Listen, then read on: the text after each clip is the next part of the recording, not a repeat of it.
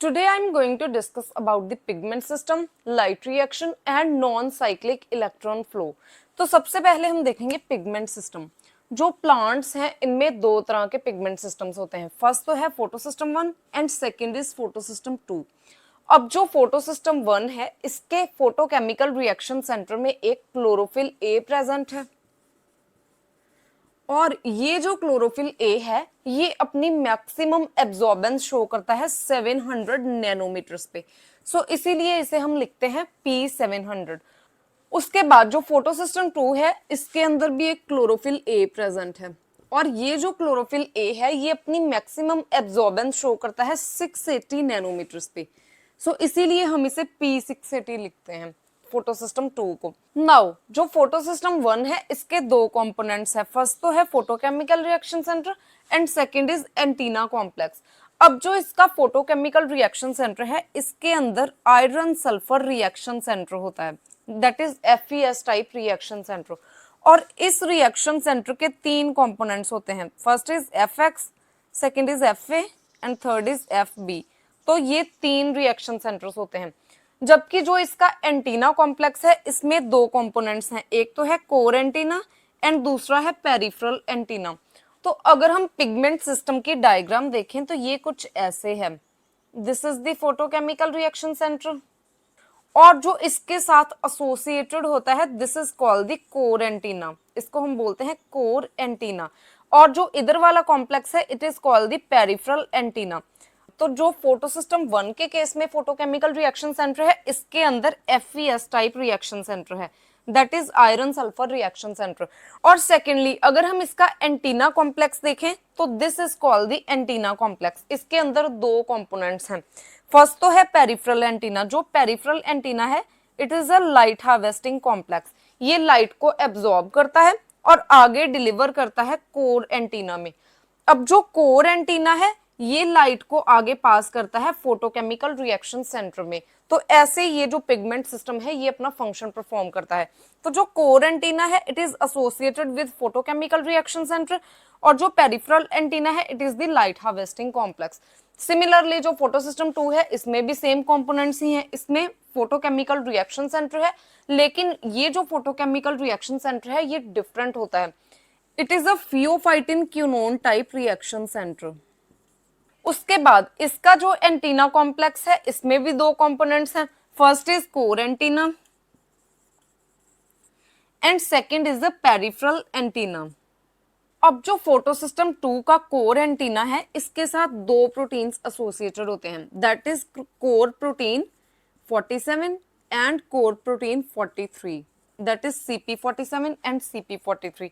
और जो इसका पेरिफेरल एंटीना है इसके अंदर chlorophyll A and chlorophyll B binding proteins होते हैं। So this is all about the pigment system. Now जो फोटोसिस्टम 1 है इसमें एक मॉडिफाइड क्लोरोफिल होता है जिसे हम डिनोट करते हैं A0 के साथ। और सेकेंडली इसमें एक फाइलोक्विनोन होता है, इसे हम डिनोट करते हैं A1 के साथ।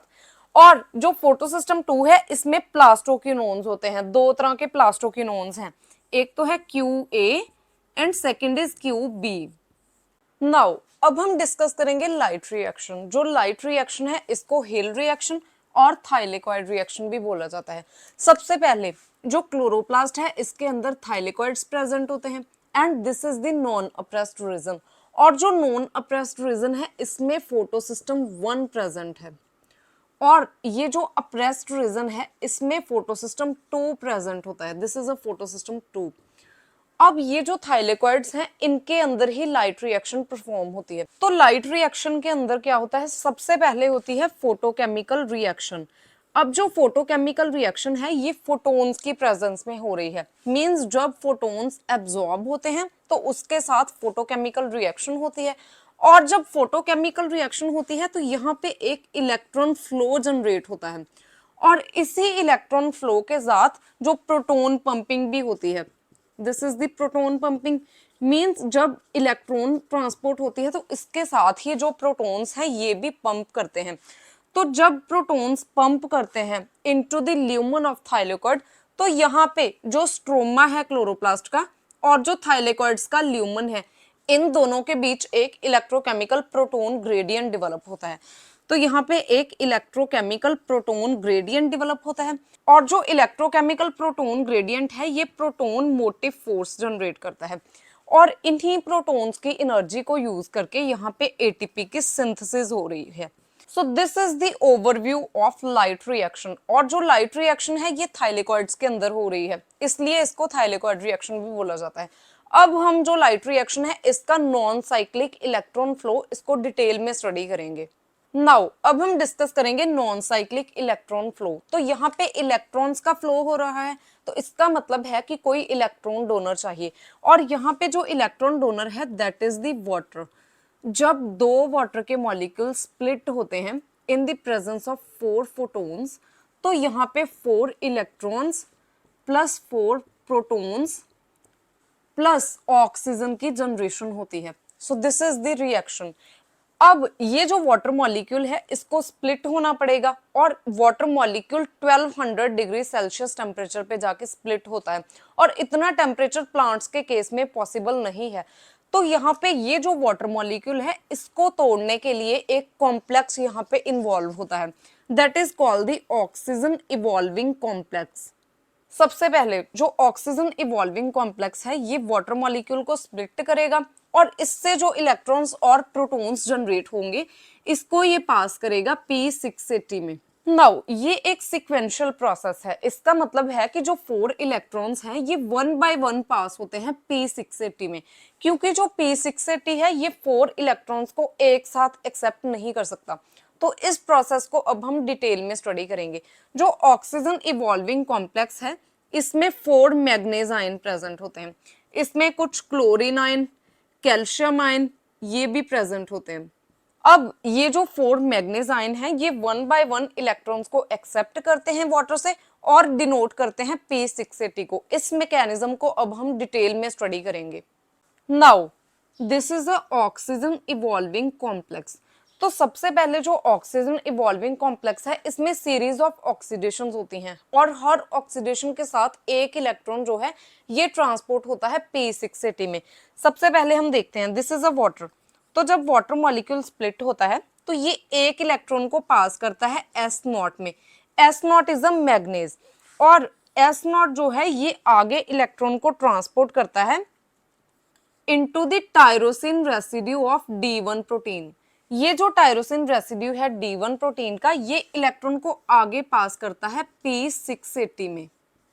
लेकिन ये जो इलेक्ट्रॉन की ट्रांसपोर्ट है ये तभी पॉसिबल होगी जब यहाँ पे लाइट की एब्जॉर्प्शन होगी through the P680 photo system. अब ये जो P680 है जब ये एक फोटोन को एब्जॉर्ब करेगा तो यहाँ से एक इलेक्ट्रॉन जो है इसके अंदर पास होगा। ऐसे सिक्वेंशली ये फोटोन्स को एब्जॉर्ब करता है, और सिक्वेंशली 1 बाय 1 जो इलेक्ट्रॉन्स हैं वो इसमें पास होते हैं। इस मैकेनिज्म को हम डिटेल में देखेंगे। तो सबसे पहले S0 ने इलेक्ट्रॉन को पिक किया और डिलीवर किया P680 में। उसके बाद जब सेकेंड फोटोन यहाँ पे एब्जॉर्ब होगा लाइट का, तो जो S1 है ये एक और इलेक्ट्रॉन को यहाँ से उठाएगा वाटर से, और ये इसे ट्रांसपोर्ट करता है टायरोसिन सेंटर में, which is the tyrosine centre of D1 protein, and finally जो इलेक्ट्रॉन है ये पास होता है P680 में।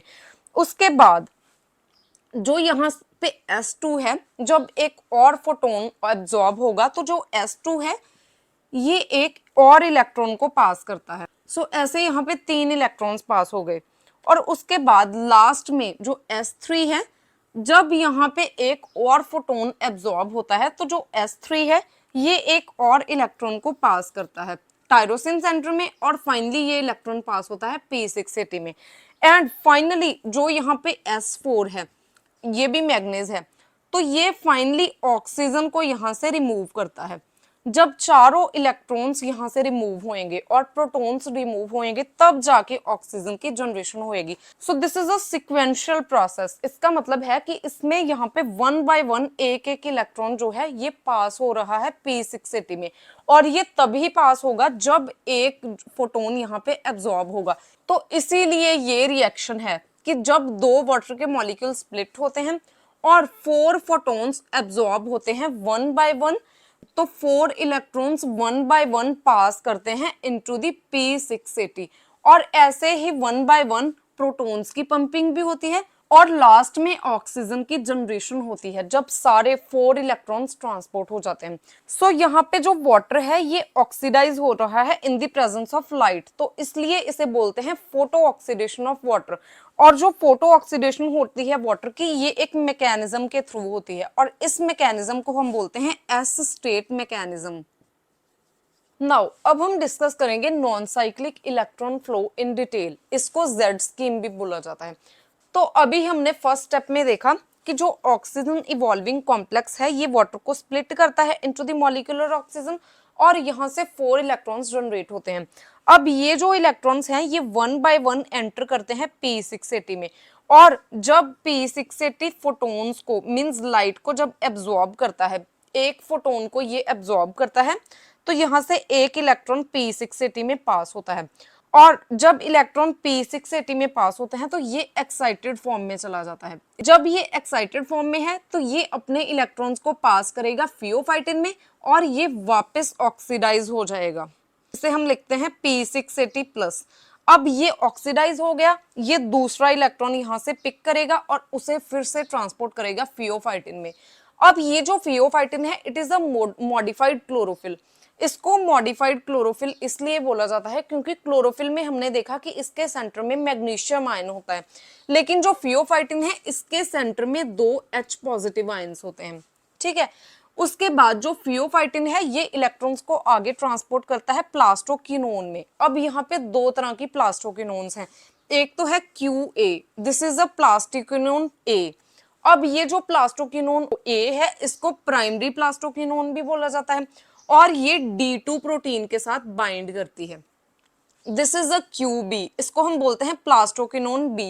ये जो प्लास्टोकिनोन है इसको सेकेंडरी प्लास्टोकिनोन भी बोला जाता है और ये D1 प्रोटीन के साथ बाइंड करती है। This is a primary plastoquinone and this is a secondary plastoquinone, और ये D2 के साथ बाइंड करता है और ये D1 प्रोटीन के साथ बाइंड करता है।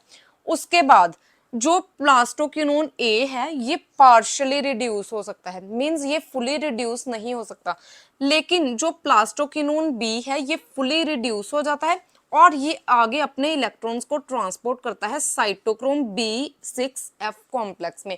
ये जो साइटोक्रोम B6F कॉम्प्लेक्स है ये माइटोकॉन्ड्रिया के कॉम्प्लेक्स 3 के जैसे ही काम करता है। इसमें क्यू साइकिल परफॉर्म होता है और जब इसमें क्यू साइकिल परफॉर्म होता है तो ये स्ट्रोमा से प्रोटॉन्स को पंप करता है थाइलेकॉइड के ल्यूमन में। उसके बाद जो साइटोक्रोम B6F है ये फर्दर इलेक्ट्रॉन्स को ट्रांसपोर्ट करता है प्लास्टोसाइनिन में। This is a plastocyanin, it is a water soluble protein. अब ये जो प्लास्टोसाइनिन है ये फाइनली इलेक्ट्रॉन्स को पास करेगा P700 में, विच इज अ फोटोसिस्टम 1। तो जब यहाँ पे लाइट की एब्जॉर्प्शन होगी, दिस द फोटोन, तो जब ये लाइट को एब्जॉर्ब करेगा और यहां से इलेक्ट्रॉन्स को एक्सेप्ट करेगा तो ये एक्साइटेड फॉर्म में चला जाएगा। इसको हम P700 स्टार के साथ डिनोट करते हैं और फिर ये आगे अपने इलेक्ट्रॉन्स को पास करता है A0 में। A0 is a modified chlorophyll. उसके बाद जब ये इलेक्ट्रॉन्स को मॉडिफाइड क्लोरोफिल में ट्रांसपोर्ट कर देता है तो ये फिर से ऑक्सीडाइज्ड फॉर्म में चला जाता है। इसे हम लिखते हैं P700 प्लस। अब ये ऑक्सीडाइज्ड फॉर्म में है तो ये एक और इलेक्ट्रॉन को पिक करेगा और आगे डिलीवर करेगा, ट्रांसपोर्ट करेगा सिस्टम में। नाउ ये जो मॉडिफाइड क्लोरोफिल है ये इलेक्ट्रॉन्स को आगे ट्रांसपोर्ट करता है फाइलोकिनोन में। जो फाइलोकिनोन है इसको विटामिन K1 भी बोला जाता है। नाउ उसके बाद जो फाइलोकिनोन है ये इलेक्ट्रॉन्स को पास करता है FeS टाइप रिएक्शन सेंटर में, और यहाँ पे जो FeS टाइप रिएक्शन सेंटर है it is a iron 4 sulphur 4 reaction centre. ये जो FeS टाइप रिएक्शन सेंटर है इसके 3 कंपोनेंट्स होते हैं। First is FX, second is FA and last is FB। Now जो इलेक्ट्रॉन है इन तीनों के अंदर पास होता है और फाइनली ये इलेक्ट्रॉन को पास करते हैं फायरिडॉक्सिन में। फायरिडॉक्सिन इज अ सॉल्युबल प्रोटीन। अब ये जो फायरिडॉक्सिन है ये इलेक्ट्रॉन्स को फाइनली पास करती है FNR में। So FNR is soluble flavoprotein ferredoxin NADP positive reductase, और ये क्या करता है, ये फाइनली NAD पॉजिटिव को रिड्यूस करता है into 2 molecules of NADPH। This is called the Z scheme, और Z स्कीम के एंड पे यहाँ पे 2 NADPH के मॉलिक्यूल्स की प्रोडक्शन होती है और यहाँ पे जो साइटोक्रोम B6F कॉम्प्लेक्स है ये स्ट्रोमा से उठा के प्रोटॉन्स को थाइलेकॉइड के ल्यूमन में पंप करता है और ये प्रोटॉन जो है ये एटीपी की सिंथेसिस में हेल्प करते हैं. So this is all about the non-cyclic electron flow and the Z scheme. Thanks for watching. If you find the content useful, please like and share the video and subscribe my channel Biology on Earth.